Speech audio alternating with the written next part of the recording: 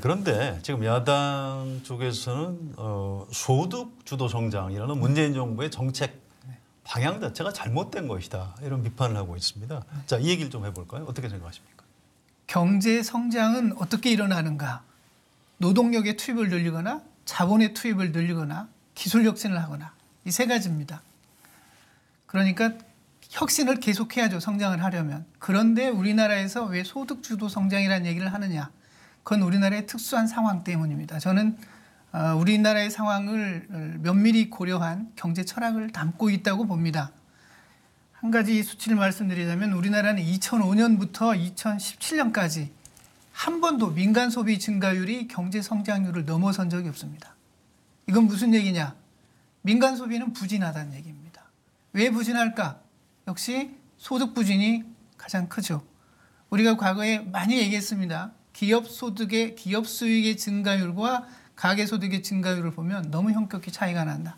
이게 굉장히 오래전부터 진행되어 온 일입니다.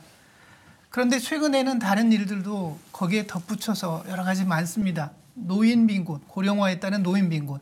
노인 가구들 소비력 적잖아요. 네. 그리고 또 비정규직 확대는 뭐 예전부터 있던 일이고 소득이 소수에게 집중되고 있죠. 소득 격차가 확대되고 있습니다. 여기에다가 박근혜 정부 시절에 굉장히 팽창한 가계부채의 원리금 상환 부담이 있습니다.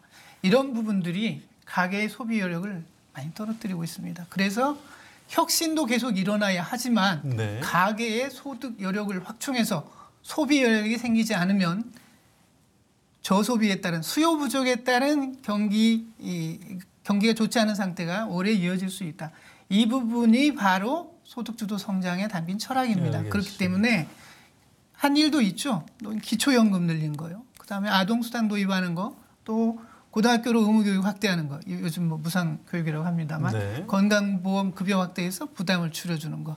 이런 것들이 바로 그 일환들이죠. 다만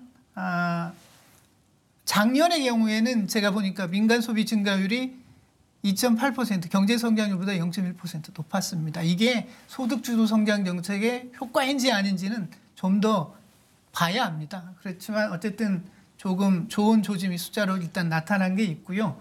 또 한 가지 제가 염두에 두고 있는 건 이렇게 하는 동안 좀 재정이 적극적인 구실을 좀 해줘야 되는데 어쨌든 그 부분은 이 정부가 좀 미진한 거 아닌가라는 생각이 듭니다.